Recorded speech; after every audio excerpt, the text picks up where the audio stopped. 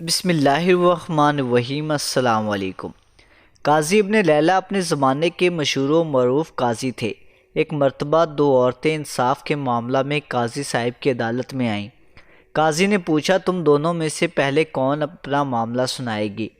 ان میں سے بڑی عمر والی خاتون نے چھوٹی عورت سے کہا کہ پہلے تم اپنی بات قاضی صاحب سے کہو۔ اس لڑکی نے کہا کہ قاضی صاحب، میری یہ پھوپھی ہے، رشتے میں اسے اپنی والدہ کہتی ہوں، کیوں نہ کہ میری ماں کی وفات کے بعد اس نے میری پرورش کی۔ میں اپنی پھپھو کے پاس اس وقت تک رہی جب تک کہ میں جوان ہو گئی۔ قاضی نے پوچھا، اس کے بعد کیا ہوا؟ اس کے گھر میرے چچا کے بیٹے نے منگنی کے لیے پیغام بھیجا تو میری پھپھو نے چچا کے بیٹے سے میری شادی کر دی۔ میری شادی کو کئی سال گزر گئے۔ میری ازواجی زندگی بڑے پرسکون مزاج سے گزر رہی تھی۔ میں اور میرا خاوند خوش تھے۔ ایک دن میری پھپھو ہمارے گھر آئی تو اس نے میرے شوہر سے کہا کہ تم میری بیٹی سے شادی کر لو، اس شرط پر کہ اپنی پہلی بیوی کا معاملہ مجھ پر چھوڑ دو۔ کنواری دوشیزہ کے چکر میں میرا شوہر سب کچھ کرنے کو تیار ہو گیا۔ سہاگ رات میری پھپھو میرے پاس آئی اور مجھ سے کہا کہ میں نے تمہارے شوہر سے اپنی بیٹی یعنی تمہاری بہن بیاہ دی ہے اور تمہارا معاملہ مجھ پر ہے۔ میں تمہیں تمہارے شوہر کی وکالت کرتے ہوئے طلاق دیتی ہوں۔ جائی صاحب، اس طرح میری طلاق ہو گئی۔ کچھ عرصے بعد میری پھپھو کا شوہر بہت سفر سے تھکا ہارا واپس گھر آیا۔ وہ شاعر پرست اور حسن پرست انسان تھا۔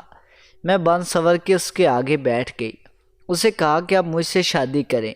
وہ فوری شادی کے لیے مان گیا، لیکن میں نے شادی سے پہلے اس سے شرط رکھی کہ تم میری پھپھو کا معاملہ میرے ہاتھ میں دینا ہوگا۔ اس نے میری شرط مان لی۔ میں نے اپنے پھوپھا کی وکالت کرتے ہوئے پھپھو کو طلاق دے دی اور پھپھو کے سابقہ شوہر سے شادی کر لی۔ قاضی: اچھا، پھر کیا ہوا؟ وہ کہنے لگی، قاضی صاحب، قصہ ابھی یہاں ختم نہیں ہوا۔ کچھ دن بعد میرے شوہر کا انتقال ہو گیا۔ میری پھپھو جائیداد کا مطالبہ کرنے ہمارے گھر پہنچ گئی۔ میں نے ان سے کہا کہ میرے شوہر نے تمہیں اپنی زندگی میں طلاق دی تھی، لہذا اب جائیداد میں تمہارا کوئی حق نہیں۔ اس طرح جھگڑا چلتا رہا۔ میری عدت کی مدت گزر گئی۔ ایک دن میری پھپھو اپنی بیٹی اور اپنے داماد یعنی میرے سابقہ شوہر کو لے کر میرے گھر آئی۔ وراثت کے معاملہ میں اسے اپنا ثالث بنا کر مجھ سے جھگڑا کرنے لگی۔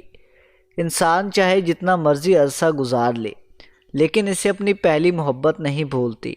جب اس نے مجھے یوں دیکھا تو اس کی پہلی محبت نے انگڑائی لی۔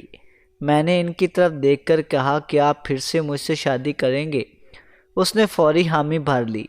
میں نے کہا، اب میں تم سے شادی اس شرط پر کروں گی جب تم میری پھپھو کی بیٹی یعنی کہ اپنی بیوی کا معاملہ میرے ہاتھ میں دے دو۔ میرے شوہر نے یہ شرط مان لی۔ میں نے اپنے شوہر سے شادی کر لی اور اس کی وکالت کرتے ہوئے اپنی پھپھو کی بیٹی کو طلاق دے دی۔ قاضی ابن لیلہ سر پکڑ کر بیٹھ گئے کہ آپ بتاؤ مسئلہ کیا ہے؟ تو اب اس کی پھپھو کہنے لگی، قاضی صاحب، یہ کھلا تضاد نہیں، یہ لڑکی میں اور میری بیٹی دونوں کو طلاق کروا چکی ہے، پھر مجھ سے اور میری لڑکی سے اس کا شوہر بھی لے اڑی۔ اس پر اس نے بس نہیں کیا تو ہمارے دونوں شوہروں کی وراثت بھی اپنے نام کر لی۔ قاضی صاحب کہنے لگے، مجھے تو اس میں کچھ بھی حرام نظر نہیں آتا۔